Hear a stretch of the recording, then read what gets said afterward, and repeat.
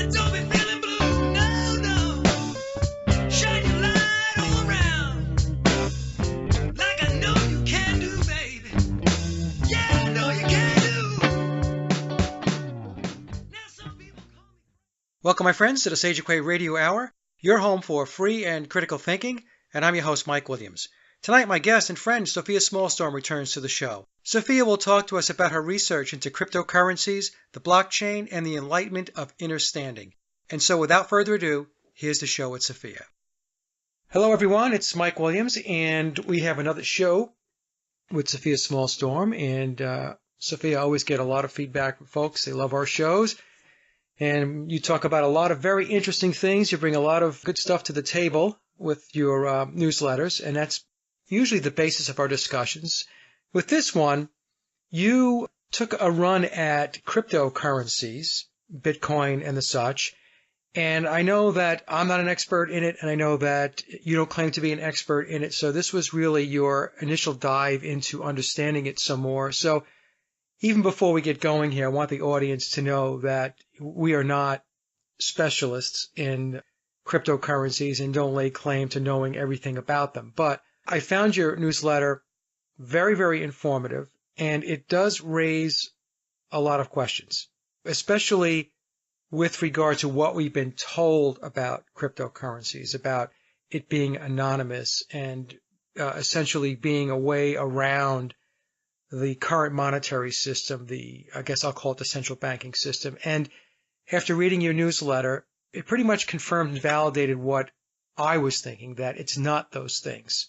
So maybe you can just explain a little bit about why you decided to look at cryptocurrencies. First of all, thank you for having me back. It's always a pleasure to do shows with you. I really enjoy it, and I think we hash out a lot of stuff that other people enjoy listening to and then chewing over themselves. I mean, this is about sharing perspective, right? So to get people's perspectives going, because every time your perspective gets charged up, you never know what you're going to stumble into. So, Mike, I didn't know much about cryptocurrency. I didn't like the name Bitcoin. Bits, bytes, anything that smacks of computers, I don't like automatically.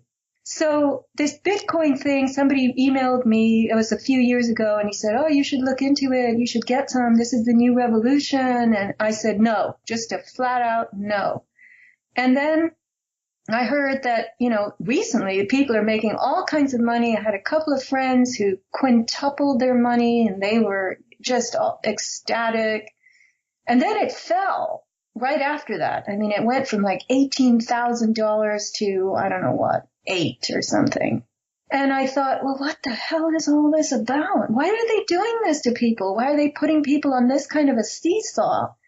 And I heard the rumors that it has nothing to do with the banks. And I thought, okay, I have a feeling this is about a revolution in the making.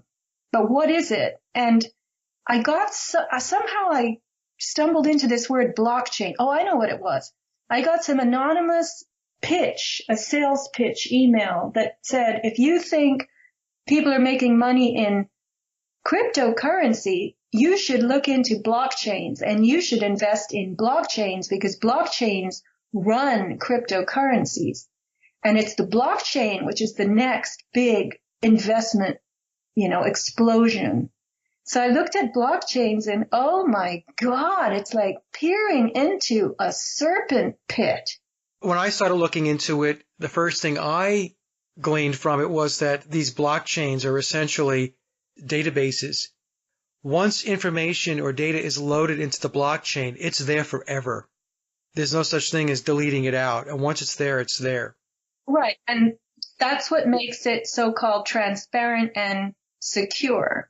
Right, but it also, in my view, is there are some things you probably don't want to have live forever in a blockchain. Personal information, whatever, medical records or, whatever, So if I understood your newsletter correctly, it was saying that there's going to be many facets of our life that will eventually wind up in these blockchains. Well, those are not going to be made transparent as you might think based on what you just said. There's a lot of data scrambles that are created for identity protection, but there's always identity verification and the necessity for an identity to operate on the blockchain. So let's just go to the beginning. Okay. I found this website, bitconnect.co, and I was pretty surprised by what I read. Okay. Cryptocurrency is a new and revolutionary type of currency. All right, we know that. Like any other currency or unit of account, it only has value because people think it has value. And I said, what? I mean, they could manipulate that any way they want, right? Right. And that's the problem. That's the same argument they have with fiat money, right? Fiat money is not backed by anything.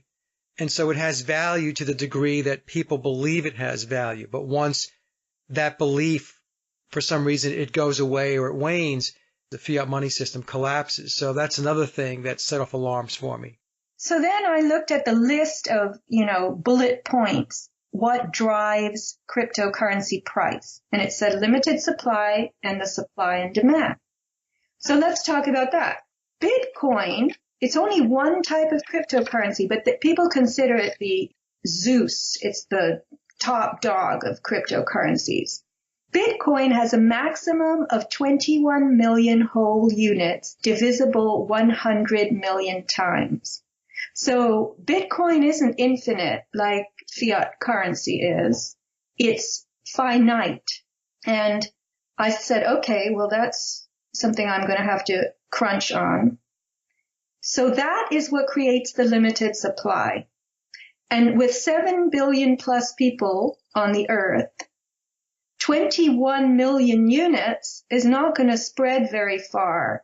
And those 21 million units can only be chopped up 100 million times. So this is what creates a limited supply. So people want Bitcoin because they perceive that it's important for them to have. And they're willing to exchange their existing assets for these new thingamabobs. So now let's look at the blockchain. The blockchain is the ledger of records, which is where block comes from. And these records are where you mine the bitcoins. As the bitcoins get chopped up, they get added to this blockchain. So it's like a ledger. Right. And making new bitcoins and uploading transactions to blockchains is called mining. So that's where I think of mining as going to caves and trying to draw materials that have value to them out of rocks, ores and whatnot, gold. But this is how they're redefining mining now.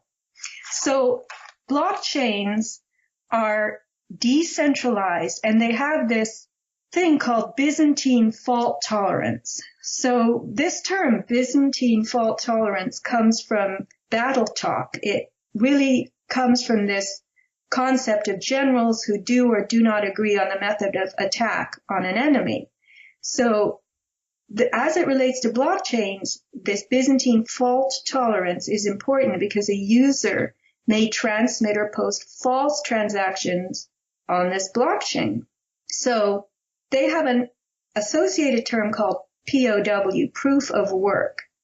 So proof of work means the energy that is put into securing the blockchains. Now, if you're thinking of this enormous network, I think of like the mycelium in a forest. That's the fungal network that is under the ground in the forest. And I think I read somewhere that just to set your foot on the earth of the forest, there's going to be 300 miles of mycelium under your one footprint. So that's how I see the blockchain. It's like this connection of mechanical neurons that support all the activity that we're seeing. And I was horrified to learn that in the case of Bitcoin, the blockchain that sits on uses as much energy to secure itself as a small country every year. Yeah, that was interesting to me because, just as a side note, I'm always getting letters like everybody else who lives here in North Carolina from our utility that is always trying to tell us to use less electricity. And they try to compare us to other homes and a house that is very efficient. So I'm reading your newsletter. I'm thinking to myself, do they get the same letters that I get? Because they're just consuming tons and tons of resources, electricity in this instance. But it's all rationalized because it's going to be secure and it's going to eliminate litigation from our lives. And I'm going to explain. Now, this is another thing that it takes a little bit of work to grasp. So the transactions around Bitcoin sits on the blockchain, but blockchains are also places to do smart contracts. This is all kind of meshed together. And these blockchains have to be secure. And a crypto blockchain has to be exceedingly secure because you don't want people getting in and plundering your wallet and spending your money, right? Right. So the concept of wallet is what counters the tradition of the central bank. These are decentralized interactions. You don't go through the bank or the insurance company or the centralized hub to have something or to store something. We have our own wallets, as I understand it. And they do a lot of data scrambling to secure your wallet, to make sure that it's hard for people to connect your real identity with your wallet and get into your wallet. Again, I'm not an expert on this, but what struck me as really weird was they boast about the blockchain as something that is simultaneous and instantaneous. So, normally in the setting of a centralized hub, let's say I'm buying a house or you're buying a house. Well, we sign paperwork and then it has to be sent or faxed to things like title companies and this and that. And it takes a few days for people to send copies to all the other places that need to have copies. And on the blockchain, boom, it's done right away. Everybody sees the last thing that happened. So it's instant in that way. It takes much less time and therefore it's thought to be modern and preferable. It cuts out the middleman. So it limits the human intervention in a particular process then. Right. It minimizes the human bumbling because they say that, okay, humans can make mistakes. You could get a document that has a page missing, and that's because of human error. So the blockchain is not going to make that kind of error because the blockchain it's a computer brain, right? It's a computer network. Yep. So the fault tolerance has to do with false or deliberate mistakes made. And there are hackers. Nobody's saying that blockchains cannot be hacked. So this guy, this genius, Vitalik Buterin, 22 years old, he programmed the Ethereum network. And he explains on blockgeeks.com what a smart contract is. So here's something we have to get straight. Smart contracts, which is all about what blockchains do.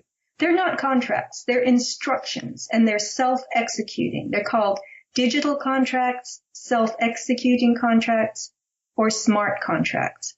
And they operate in many tiny little steps. If, then. If this happens, then that happens. So hundreds of people can witness these many tiny little steps. And therefore, the blockchain is considered to give you faultless delivery. Well, when they say that many people can see the steps, that's where I was a little stuck. Like, who are the many people? What do they mean by that? The users on that blockchain. Who are involved in that particular transaction? I would guess. Okay. The different entities or parties that have to do with selling real estate. Okay. Those would be the users. But let's say, the way I understand it is this smart contracting is not contracting. It's a set of simple instructions, and it self-executes by the blockchain. So as I get it, you chop up, just like Bitcoin chops itself up. You chop up everything you're going to do in tiny little smart contracts. So he says here, suppose, this is Buterin I'm quoting, suppose you rent an apartment from me. You can do this through the blockchain by paying in cryptocurrency. You get a receipt, which is held in our virtual contract. That's the smart contract. I give you the digital entry key, which comes to you by a specified date. If the key doesn't come on time, the blockchain gives a refund. If I send the key before the rental date, the function holds it, releasing both the fee and key to you and me respectively when the date arrives. The system works on the if-then premise and is witnessed by hundreds of people, so you can expect a faultless delivery. If I give you the key, I'm sure to be paid. If you send a certain amount in Bitcoins to me, you receive the key. The document is automatically canceled after the time, and the code cannot be interfered with by either of us without the other knowing, since all participants are simultaneously alerted. So did that make sense to you? You have to use Bitcoin or crypto to pay for all the little steps. Right. And then get all these, it's digitizing our lives. Exactly. So smart contracts are awesome. This is what the website, I guess it's blockgeeks.com, says in its section about how you can use smart contracts. So why are they awesome, according to BlockGeeks? Because they give you autonomy. There are no brokers or intermediaries. Trust, because everything is encrypted. Backup, nothing can be lost. Safety, more of their encryption. Speed, instant updating. Savings, you don't pay intermediaries. And accuracy, there's no human error-filled manual paperwork. So the quote from this blockgeeks.com is, smart contracts guarantee a very, very specific set of outcomes. There's never any confusion, and there's never any need for litigation. I just don't, I'm at a loss, and maybe I'm just stupid as to why there's never any need for litigation. I don't get that part. Are we saying, or are they saying that somehow everything and everyone is legitimized before the transaction takes place? I don't, it always seems to me that where there's a will, there's a way.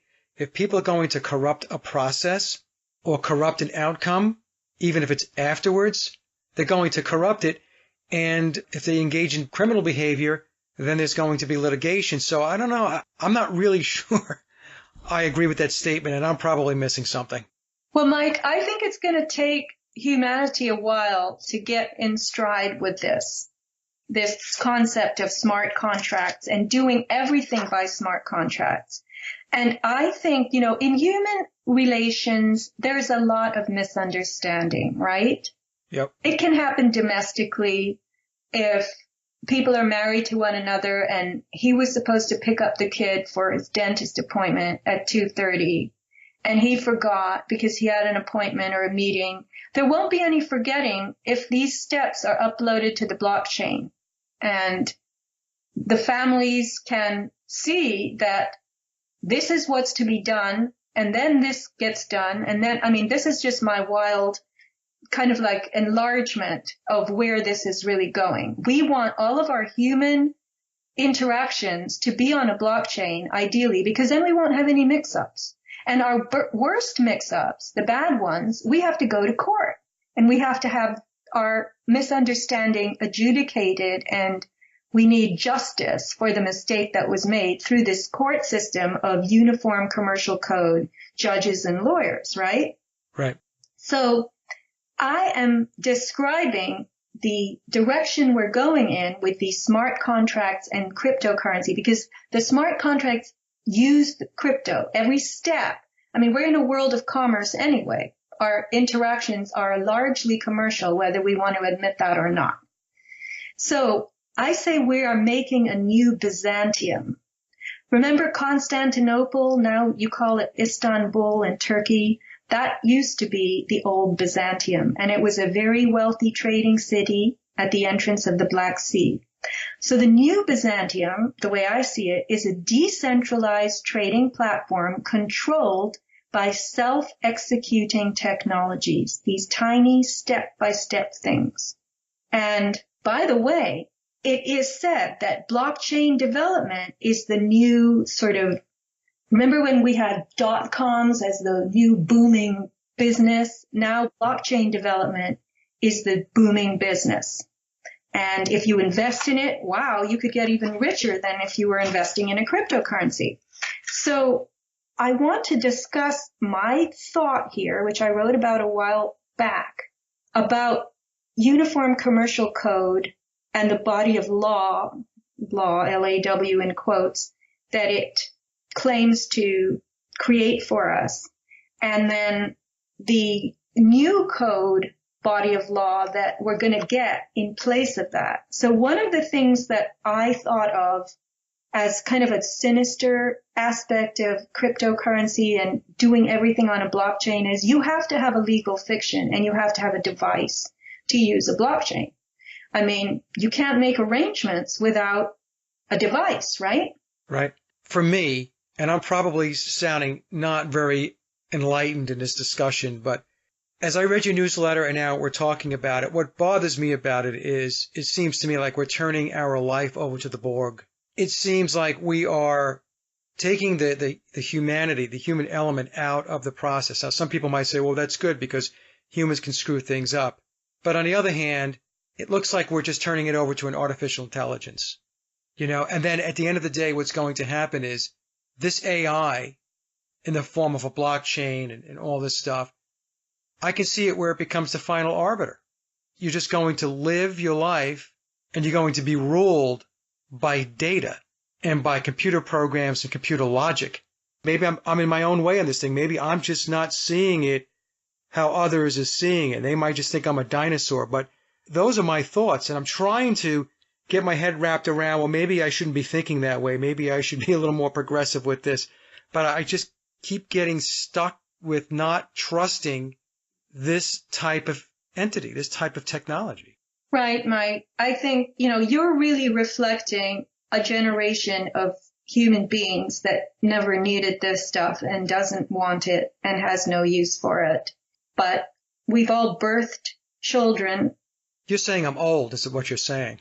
I am saying that. And our children, the next generation, are going to be conditioned to do things, do their lives and enact their lives on the blockchain. So I was surprised that computer code is what they call logic. So on this BitGeeks website, I think that's the website I got this from. The original code is written by a person, somebody that I call a bit geek. I used to call them Google geeks, but now I call them bit geeks. And they're very, very smart. They're usually young men in their 20s, and they went to, math and physics camp when they were 11. They're really smart. So the original code is written by a person, but once the smart contract code is uploaded to the blockchain, only the logic in the account dictates the actions of that account. So to clarify, many people are critical of the name smart contract because it's not smart. It's just a set of instructions anyone can write. Here's the other problem with the word contract applied to these instructions. It's not a contract. You don't have to comply with it or uphold it. If you don't, the next step just isn't going to happen. So a normal contract has legal consequences in the real world. When you've signed your name to a contract, an arrangement that's considered binding between two people, if you don't do what you're supposed to do, it's going to in some way harm or affect the other party to the contract. And the legal system can be used to sort this out. They say here a smart contract does not have much precedence in the real world. It is only able to send transactions to other accounts on the blockchain. That's all it does. So again, I fail to understand why they ever call this a contract. And I think this languaging is very, very deliberately misleading. Well, just the word smart. Anytime they use the word smart, I equate that to surveillance, smart TVs, smart this, smart that, so I'm very leery of the use of the word smart whenever we talk about the technologies that they're trying to roll out these days. Well, the other thing, Mike, is they keep referring to the immutability of the blockchain. And immutability, if you look it up, means reliability. So when you put your transaction on the blockchain, if you give me the Bitcoin money for the apartment, I'll give you the electronic key. You are trusting in the blockchain. And that's all you need to go on for smart contracting, because everything is minced into these tiny steps and they're uploaded to the blockchain. So what's amazing to me is that you have to keep adding new smart contracts to do anything because they're all so small. So it says here, the quote that I got, I keep wondering where I got all these quotes, but I think if you go back in the newsletter, you'll see they come from like mostly some BitGeek website. If you have two smart contracts, one for the ownership of dollars and one for the ownership of real estate, you can use a third smart contract as an escrow, allowing a purchase of real estate without an intermediary third party. There are many use cases being built on blockchains, and building them as smart contracts on the same platform creates an ecosystem of applications that complement each other. Now, that's what baffles me, because what's happening is each damn thing we do is reduced to this bit. And that bit is an if-then deal that goes up on the blockchain. And every time you put something on the blockchain, it's called mining. And because it's replicated and mirrored all over the place, it uses all this energy. So, Mike, every little thing that you and I decide to transact on a blockchain takes energy, electrical energy. So as Sylvie of megalith.org in a recent video commented, this isn't sustainable. Why are they shoveling sustainability at us if all this is not?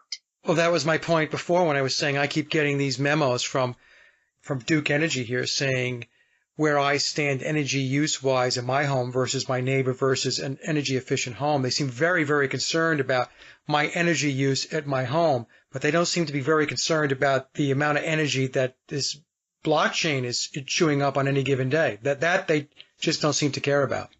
Because there's an answer. There's another plan coming for that. And let me tell you what I think it is. A while back, I was talking about human energy harvesting. Do you remember any of that? Yep. So we waste energy all day long. We do a lot of biological activities that generate energy that nothing's being done with it, like blinking, breathing, the blood flowing through our body, through arteries and veins. Even the flapping of your pants leg while you walk, where is that going? Nowhere.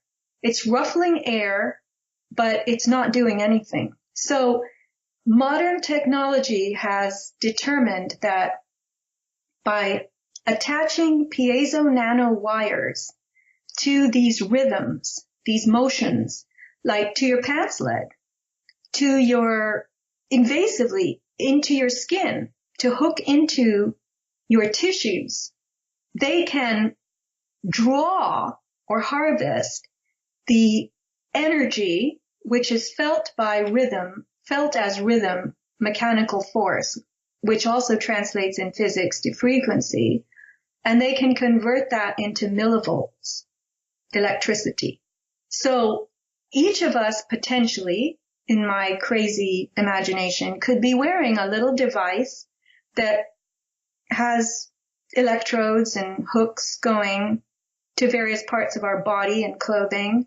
And every day we produce, that device gathers a certain number of millivolts AC out of us.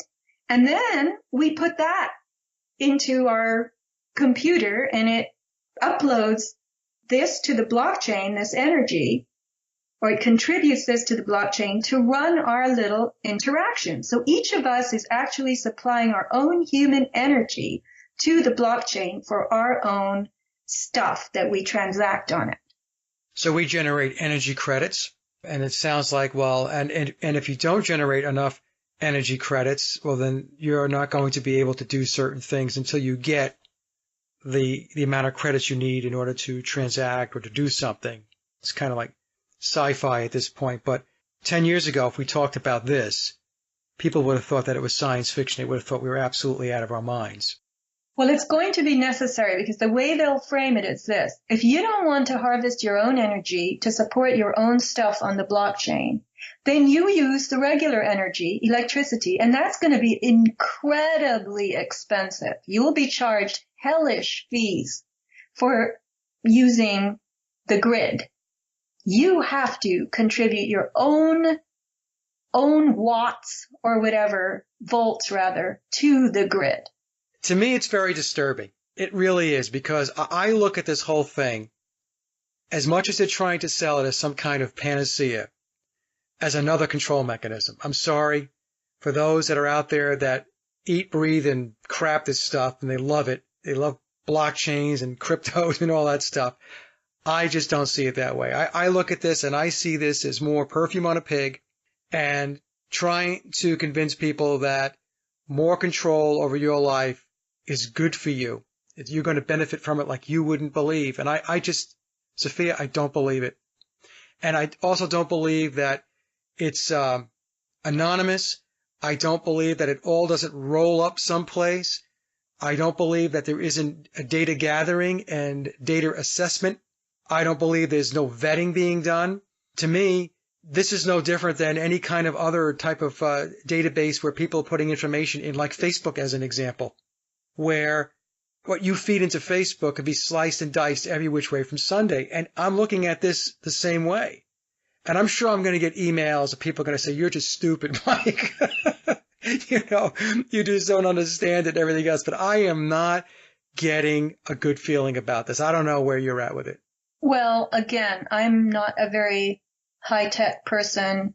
I'm very slow to catch on to things like I was very slow to begin using email and the internet. So I can't see doing stuff on a blockchain for the sake of safety.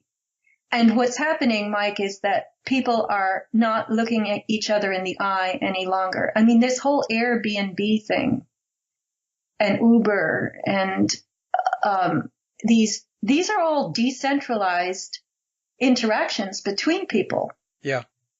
Although it's true that the website Airbnb, that's the central hub there, because Airbnb gets a cut of every arrangement made, right? Right.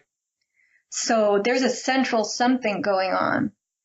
But I think what's scary about this is that they really want you to make a presence, make an account. Every account has to have an origination with a person, right? With some identity. So that, I call it the big monster that crunches algorithms. That can always find you. Somebody can always see where your account originates and all the things you've done.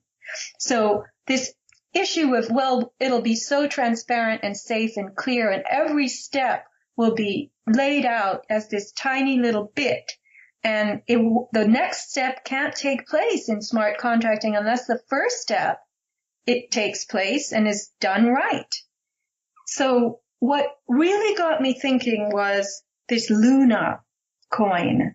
When I read about Luna coin, I really had a dark feeling about where this was all going. So just to give you a little background, I see all the time, and I've even met people, unfortunately, who now regret that they sent some of their saliva to Ancestry.com or 23andMe. You've heard of those websites, right? Yep, I did it. Oh. It was years ago. I didn't know. And my daughter got it for me as a birthday gift, and she did it also. We want to take a look at our lineage and stuff like that, and but yeah, now I regret doing it. Well, not only do they give you some false information, they want everyone to be all multicultural. So I've heard that a lot of the times that you're told, the instances people being told that they're part black or Right. something is not even true. But anyway, so the heritage data they're giving you is not necessarily reliable. But the reality of those two sites is that they're funded by pharmaceutical companies. And when you turn in your genetic material, it goes right to Big Pharma.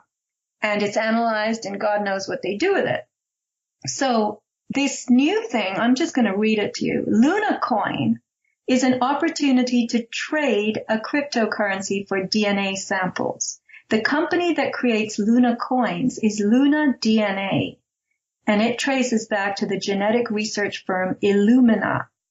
Luna Coins will launch in 2018. They plan to earn $40 to $50 million by first selling the coins on the open crypto market prior to turning them into DNA chum for a herd that's desperate to gain a position in cryptocurrency, a market that's incredibly inflated. So what makes me shudder here is that there is a sector of the population that is referred to as the absolute poor. And the absolute poor, they don't have much. A while back, a couple of 100 years ago, absolute poor were people who had possessions made only of wood and earth materials like stone. Today, the term has been redefined in social science. It means a lack of hygiene and sanitation. It means you drink the earth's surface water, which is often very polluted. You live many to a room or a very simple dwelling, and you have a body mass that is several deviations below what it is in the normal Western or more wealthy world. So, as for money, the absolute poor, they don't have any to speak of. So what's being offered here? Give us your DNA, everybody's got that, and we'll give you a share in the crypto market. You too could become enormously wealthy. So this goes back to what I was saying. There is an agenda behind this, and it's being presented as some kind of way around the establishment, a way around the controlling apparatus. And I've actually heard folks, Sophia, I know you have too, that are in the alternative research and truth communities that espouse this. They talk about this, how this is wonderful, how this is going to break the backs of the banking cartel and all that stuff. And in conversations that I've had with folks who've brought this up with me, I said, look, money is the controlling mechanism. It is the ace up the sleeve of the controllers, right? It's Rothschild that said he doesn't care who's the president and who runs a country. It only matters who controls the money. So that's where I get kind of stuck on this thing, is that a lot of people in the truth community, they were wringing their hands over the fact that we went from a society with actual tangible cash, and we know it's fiat, but let's just for a moment set that aside. You had actual dollars, and fives and tens and 20s in your hands, and then people started using ATMs. And then they were saying, we keep using ATMs, we're going to a cashless society. And then we moved to where we're today with online banking and PayPal and paying your bills all digitally. Nobody's exchanging cash. So that's more cashless society stuff.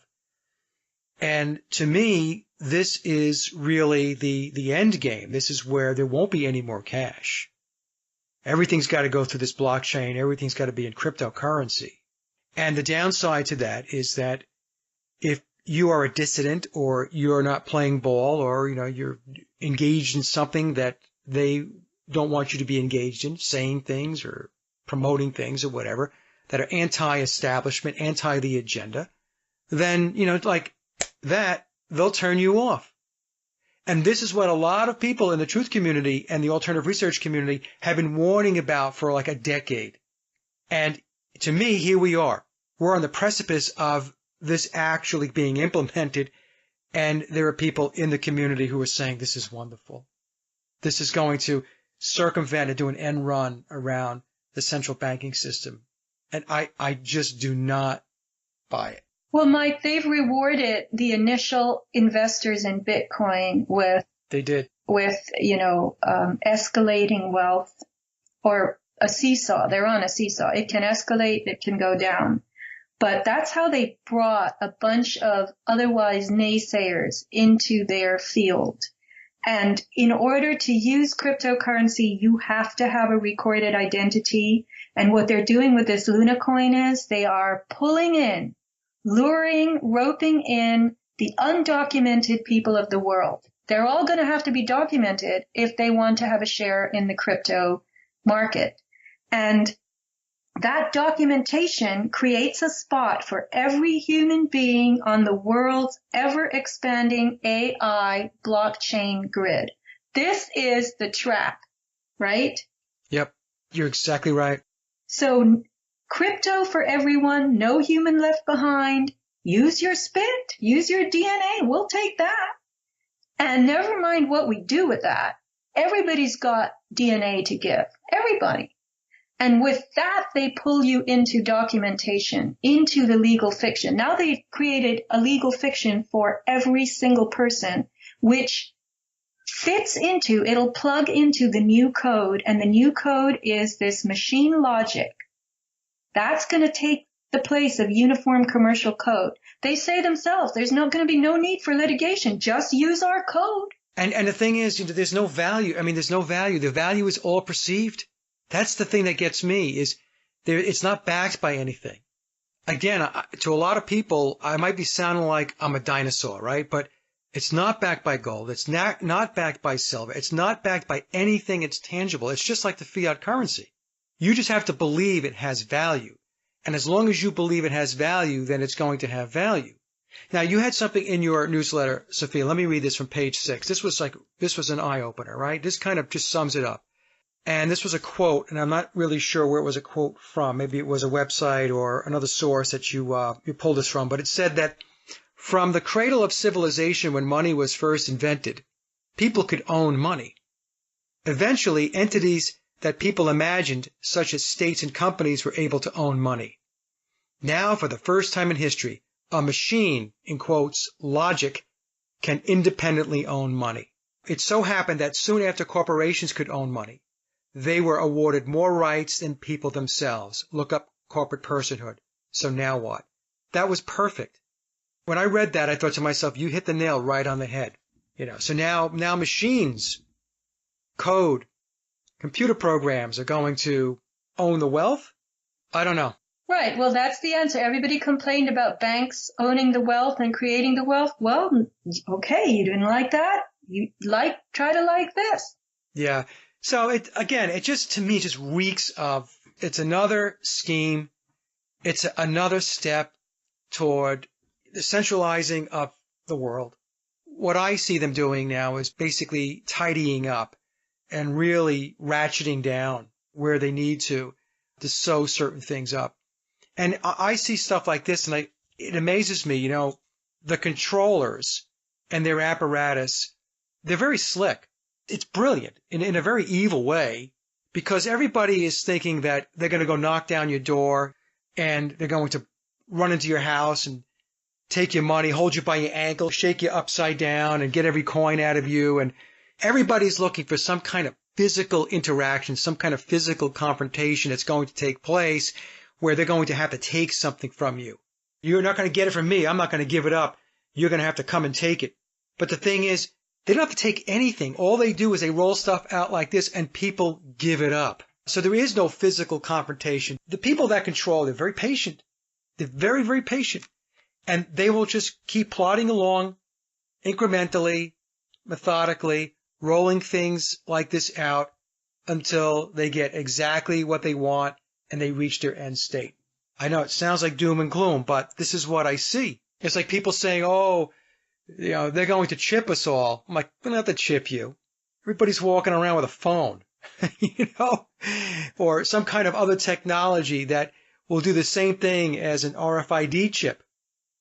So did they have to bring you in and actually force an RFID chip into you? No. What did you do instead? You allowed them to track you by, using the technology and using phones. And it's the same thing with this. I know I'm probably rambling on a little bit here, but do you have any thoughts? You're right.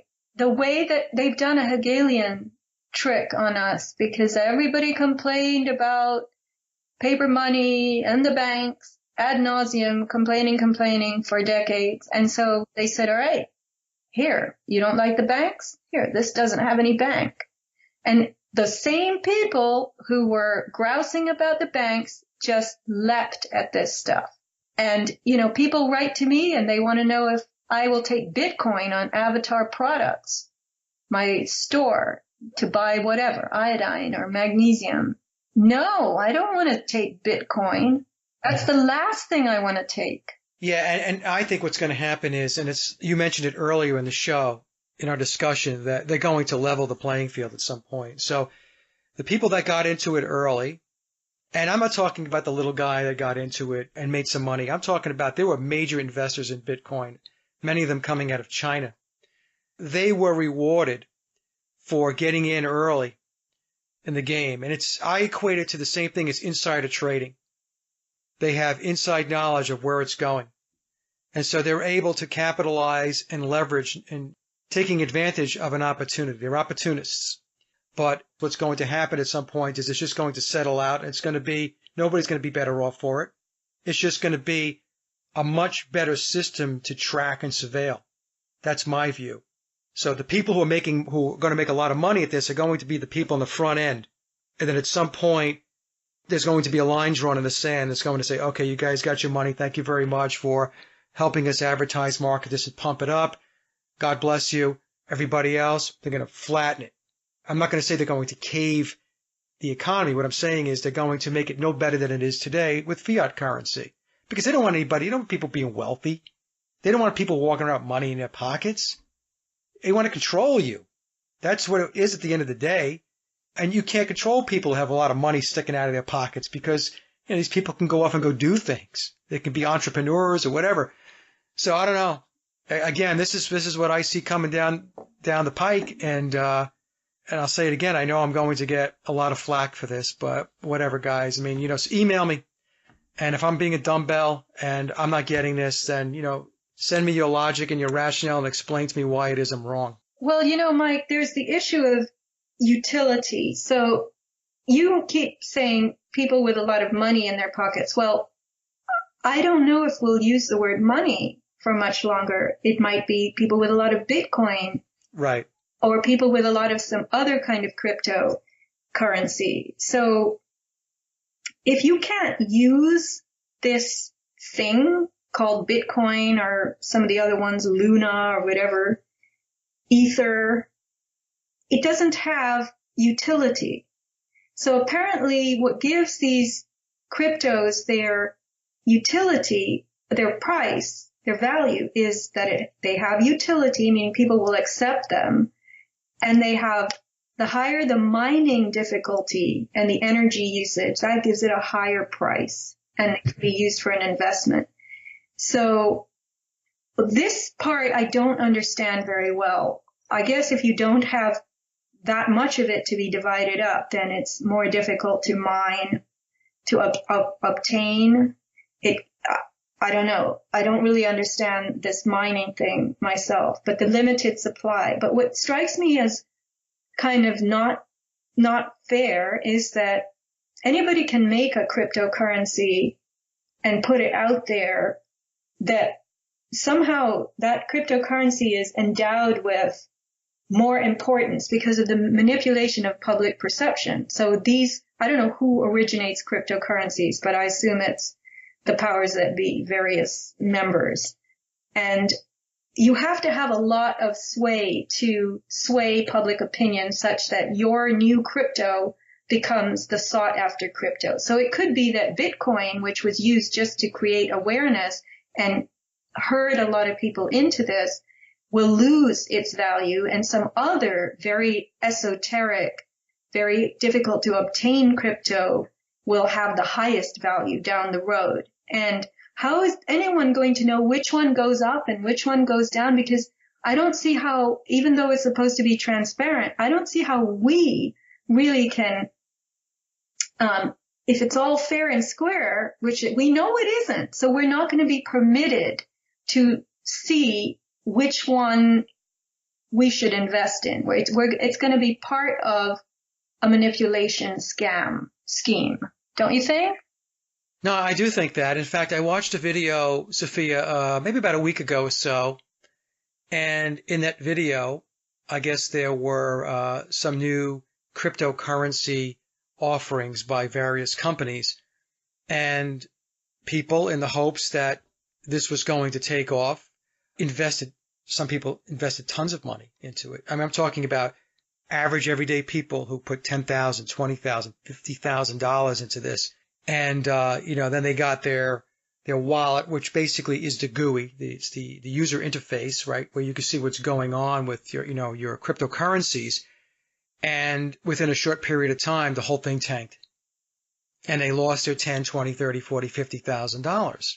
My point being is you don't know. It's on your point. Something new could come along, and then you have all this investment in Bitcoin, and something else they decide, and we say they, it's the people behind the curtain. They decide that this is going to be the new route that we're going to go. And if you're over here, so sorry, so sad, too bad for you. I don't know. It seems to me like it could be very elusive. We'll have to see, because there's no doubt in my mind that at some point, I don't think this is going to be optional. At some point, they're not going to be trying to sell it anymore. They're going to get to the point where they're going to say, well, this is how we do things. So like you said, right, so if you don't want to do it this way, then we're going to make it very difficult for you, or very expensive for you to do it any other way. So if you do it this way, it's going to be a lot easier on you. So you probably should think about that a little bit before you decide that you don't want to participate in our process. Right, and they'll make you harvest your own energy to support your transactions on the blockchain, because it'll be too expensive to use the grid for that. This is what I used to say in earlier days when I said, right now technology enhances biological life to some degree, but it's going to flip, and biology is going to support technological activity, and that's the human energy harvesting.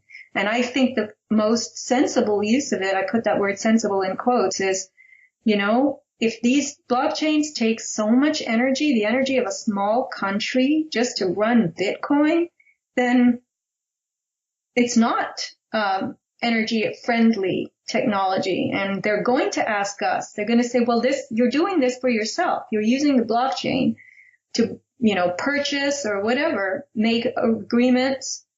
And every time the blockchain releases something to you and you put an agreement onto it, one of these tiny steps, you have to pay, and pay with your own, biology. Yeah. So we have that. Just like the DNA. You have DNA, so why don't you submit your DNA and we'll give you a Luna coin for that. And give us more and we'll give you another Luna coin or 2 or 3. I mean, they might start with organ donation. I'm just thinking out loud. But they might say, look, everybody's got 2 kidneys. Give us a kidney and we'll give you a nice chunk of Luna coin. Yeah, it's not far-fetched. It's like I said, Sophia, there are things that if we had brought up 5 or 10 years ago that are happening today, people would have laughed hysterically. They would have said, oh, you guys are absolutely out of your minds, Then fast forward 5 or 10 years later, and these things have come to be. They've manifested. So what's really disconcerting about all of this, and it's not just, the blockchain and the cryptos, what's really disconcerting is that everything is about harvesting humans. I mean, harvesting your DNA, it's harvesting your wealth, it's taking your rights. I don't know. I mean, it's every day I wake up and I think to myself, can it possibly get any more wicked? And every day, just about, it does.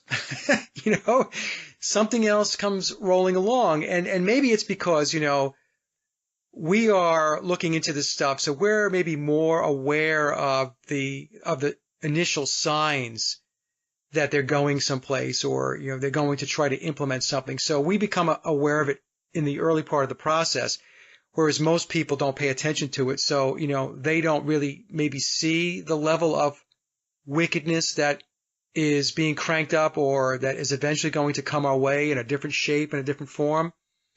But I'll tell you what, I mean, there is goodness to being awake, and then there is a downside. The good part is that, as I've mentioned to a lot of people when I speak to them, is when you are awake, then you are more aware of their pitfalls and the bear traps they put out there where they try to catch you. So you can spend your time a good portion of your time trying to navigate your way around those traps.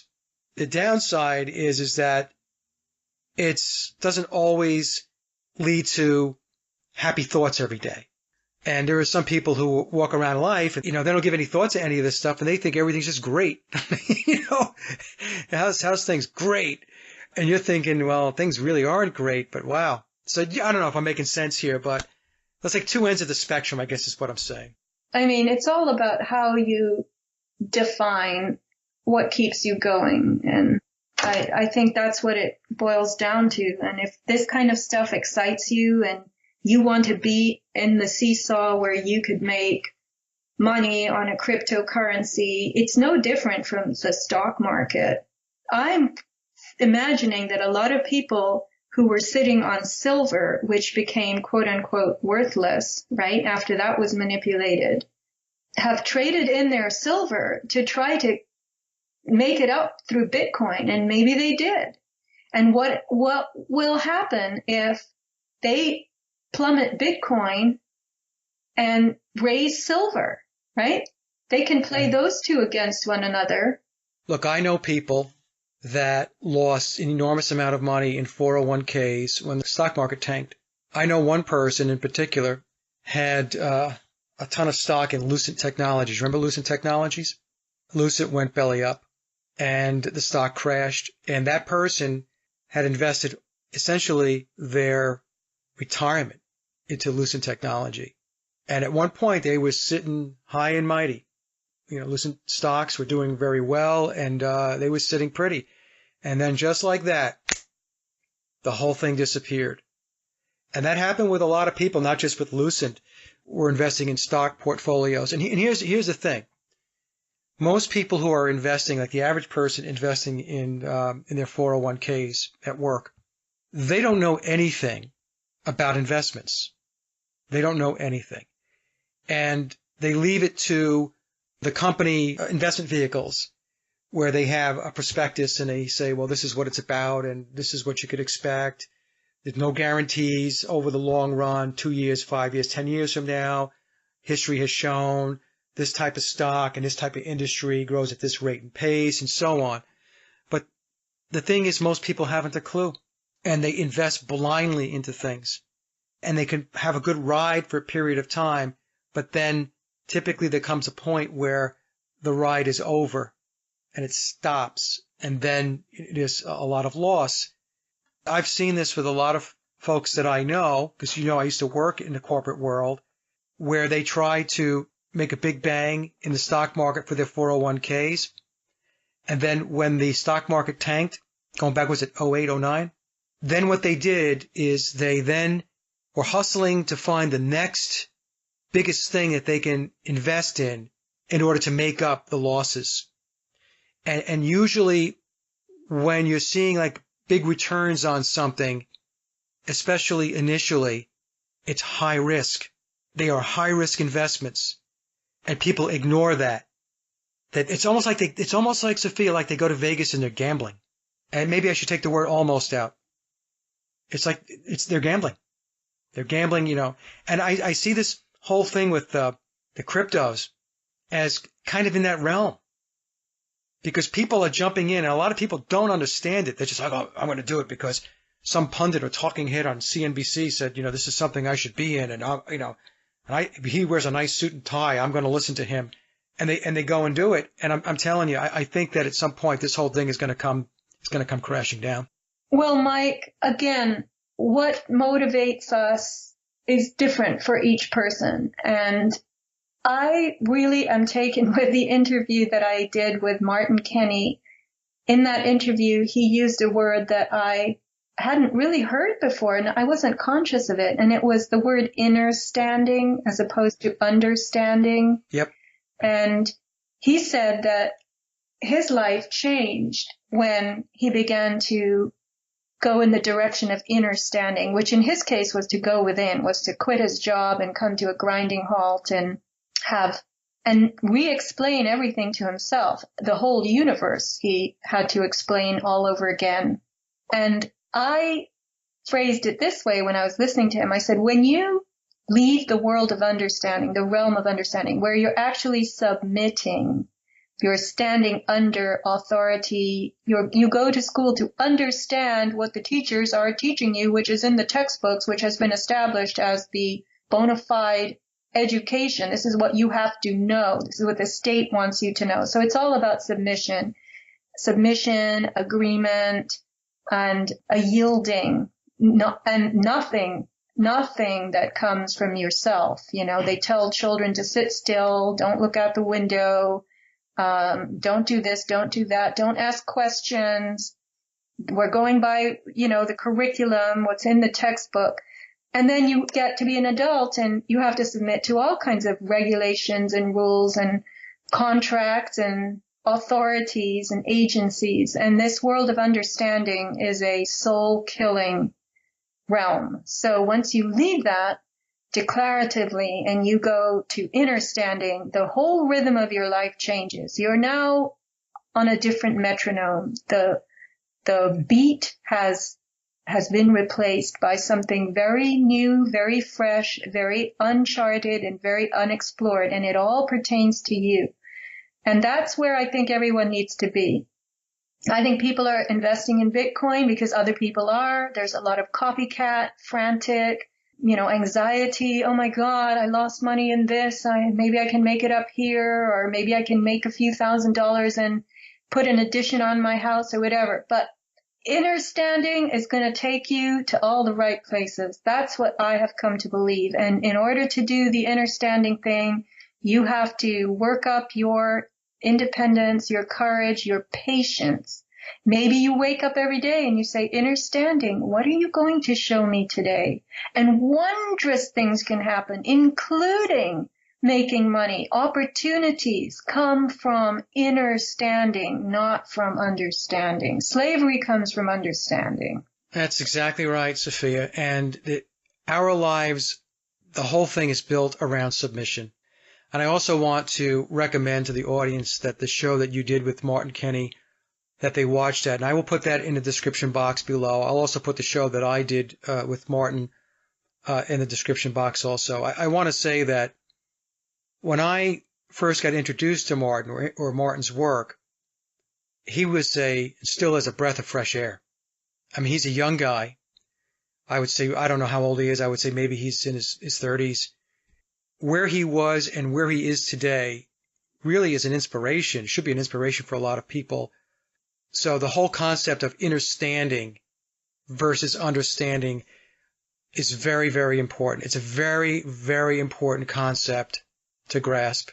Yeah, and to live by. Everybody has to make that choice. But the thing is, with understanding, you're going to be constantly stressed out. That's how I see it. You're going to be comparing yourself to everybody else. Well, why don't I have this or that? Or look, they did this. Maybe I should do that too. It's very competitive, and the comparison that it requires is not, I don't think it's healthy. Whereas inner standing, you're on your own. You're on your own. The playing field is absolutely stripped of anything that is going to make you anxious. And you have to learn to live with the unknown. And the inner standing adventure will recreate your life. It will make it all new again, and it will be beneficial, is my bet. No, I agree. And the transition going from the old understanding ways to the inner standing, that could be could make people a little nervous, because you are making a very significant change in how you go about your life and how you think about things and how you do things. So it could get maybe a little scary, for a period of time. But once you kind of break through and force your way through that fear component of it, if you do experience it, then everything's wide open. It's wide open. You can discover, you can explore, use your creativity and your imagination, which is what we're really here to do. We didn't come here so that we can be enslaved to this system. Every day, Sofia, when I wake up, and I think more and more about this system, and it is a system of enslavement. And you and I talked before the show, right, where we said that it's very difficult to get people to understand that because they were born and bred into this system and they don't know anything different. So to them, this is just the way it is. And when you try to introduce new ideas and new concepts about how it could be, many people, they don't see it, they don't understand it, and they just kind of set it aside, like, that's crazy talk, I'd like to do a show about the universe, cosmic law, some of the things I got from Martin Kenny's cosmic egg thing, cosmic egg model of the universe, into which I inserted in a diagram form the corporate and commerce fiction layers. And then the bottom of my diagram is where you come in as a legal fiction and where you come in as a free human being. I think that this concept of watersheds that I started talking to you about at the beginning of our connection today, which I've written another newsletter about, this is my new newsletter, it relates so much to what is natural law and what is commerce and legal and invented in terms of regulation. So I want to beg you, please, please, please, for a show on that as soon as we can. She doesn't have to beg, folks. She knows she can come on anytime. We're going to do a show on that because I do think it's very, very important. It's very important. I would love to do a show on that. Yes, and wait till you read the newsletter. I said to Mike he was going to jump up and down with elation once he read this. So I'm very excited about it. This is what Innerstanding brought to me. Innerstanding brought to me this whole new way of looking at my surroundings. And that is powerful because once your perspective changes, you are empowered. You are you. That's right. That's right. You are you, and you're doing and thinking and acting the way you're supposed to be as a free sovereign soul. Came into, experience this physical realm that we incarnated into, and, but we've been stifled. But it's still time to break out, Sofia, right? There's still time to be able to break out and to fulfill your, your ultimate goals and objectives as a spiritual being. Well, I would rephrase that, not to be critical, but I would say to realize your ultimate goals and objectives, because realization has two meanings. One is I now know, I realize what I have to do. And two is that it's being done. You're attaining them.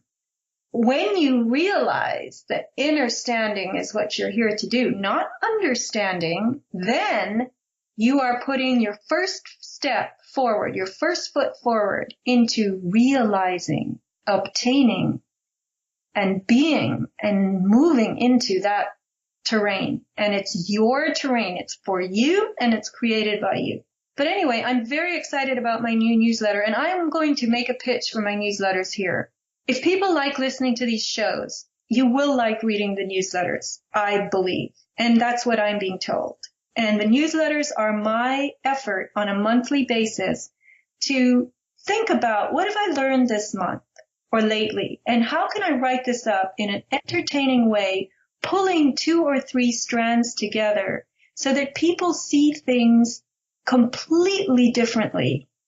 They see something they might not have known before. And I, too, didn't know such a thing before. I managed to stumble into some things and put something together. I know I'm using the word thing a lot, but I don't have words for what goes on in this newsletter. And it's a little bit of a freaky experience because I start and I'll go, what should I write about this month? And I have no idea. And so then I say to myself, well, you know what? I'm interested in this. I'm interested in that. I saw such and such a thing. How about if I try to put those together? And then I come up with the first line of my newsletter in my head, usually when I'm lying in bed at night about to fall asleep. And then the next day, I turn on my computer. I have a special computer that I just write newsletters on, and I start typing, and the whole thing starts tumbling together. And I get very, very excited. And then I send it out, and sometimes I get a little feedback, which is nice. Also known as a boing moment. People like the newsletter. They keep my newsletters in a binder, which is growing thicker and thicker because I've been at this now for about 7 years. No, it's great. Look, your newsletters are great, and they are the foundation of many, many of our shows. And maybe in the very beginning, Sophia, when we first did the shows going back about 4 years ago, maybe they weren't, but soon afterwards, they became, like I said, the foundation. So I love the newsletters, and they're very informative. You know, you're really good at digging into topics, and many times they're complex topics, and explaining them in ways that, you know, the average person can really grasp what it is that you're trying to get across, the point you're trying to get across. So, no, so I highly recommend that it's a subscription.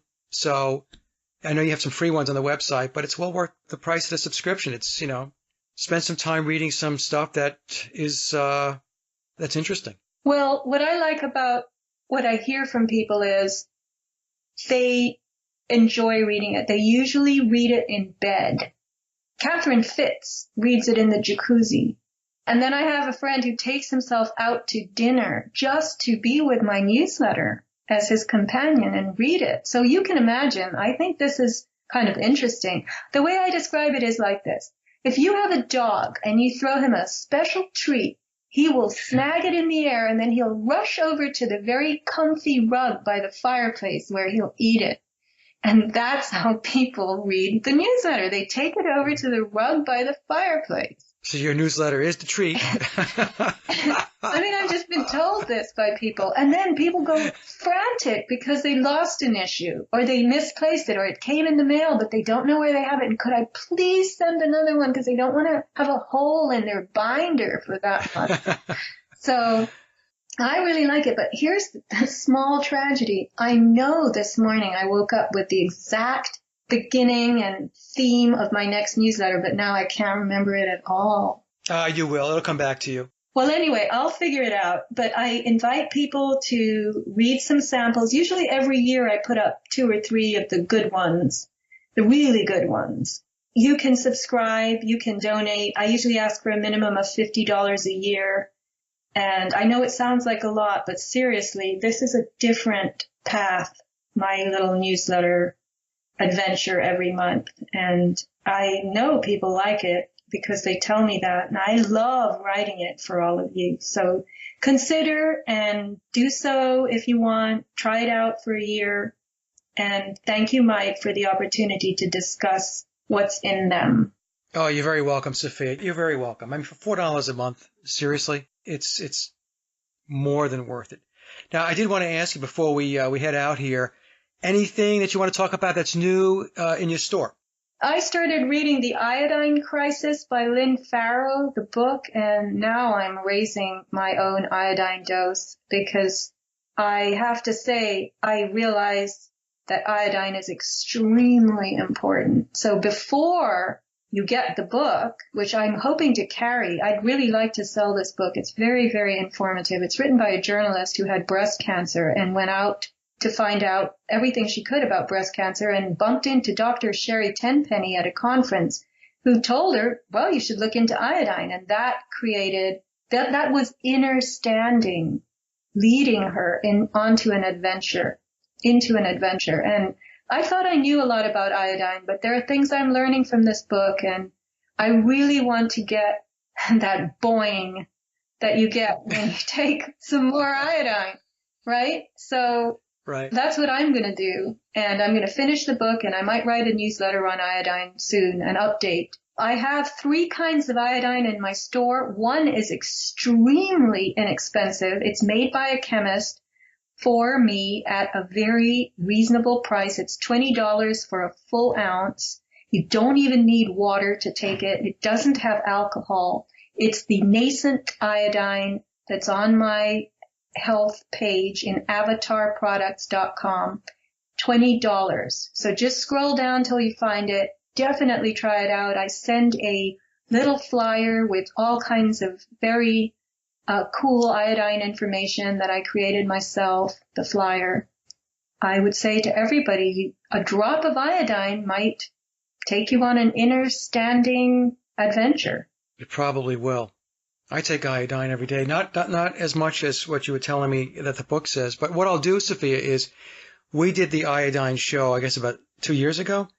That show was very, very well received. So I'll put that link in the description box as well, in case people want to get maybe they hadn't watched it before, don't know anything about the benefits of iodine, or if you did watch the show, you can get a refresher. So, all right. Well, is there anything else, or should we wrap up? No, just avatarproducts.com is my store. You can look at a new store that I put together, which is sort of got the best-selling products from Avatar Products. It's called survivalmodestore.com. You can get iodine there as well. But my store is Avatar Products, and the literature and so forth on the products comes from that store primarily and not the other one. I just haven't figured how to integrate my system into the other system yet. So yeah, I appreciate and enjoy everybody's support. The store is the only way I pay my bills.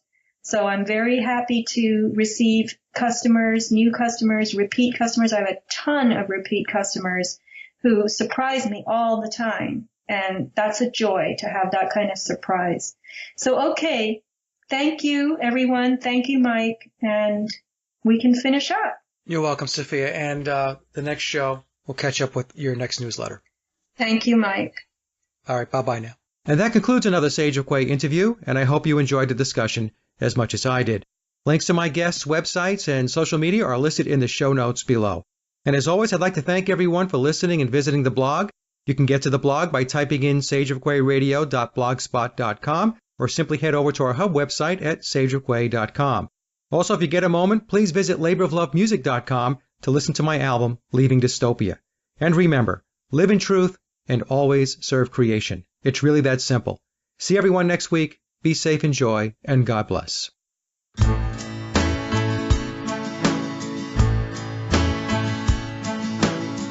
Hey there, brother, take a look around. Does it bother you that the world is upside down? Can't you see?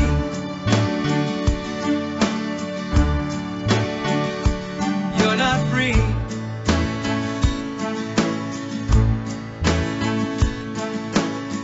Hey there, sister, look out your door. Does it bother you when your child goes to war? Can't you see?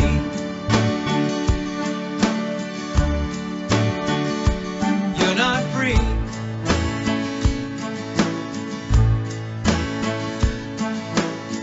Hey there, neighbor, look to the sky.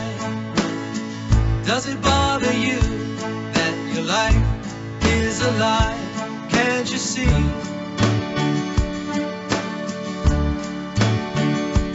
You're not free.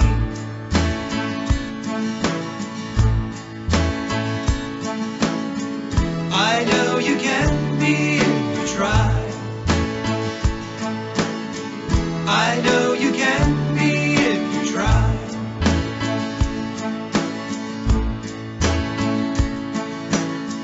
Hey there, Father, standing in the rain.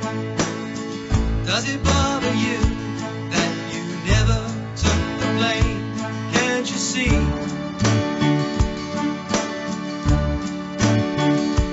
You're not free.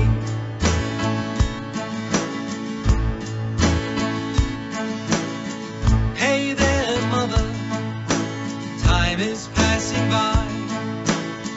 Does it bother you if the child doesn't fly? Can't you see?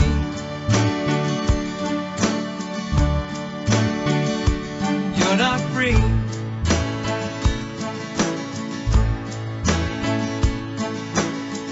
Hey there, stranger, have you lost your soul? Does it bother you when you don't even know? Can't you see?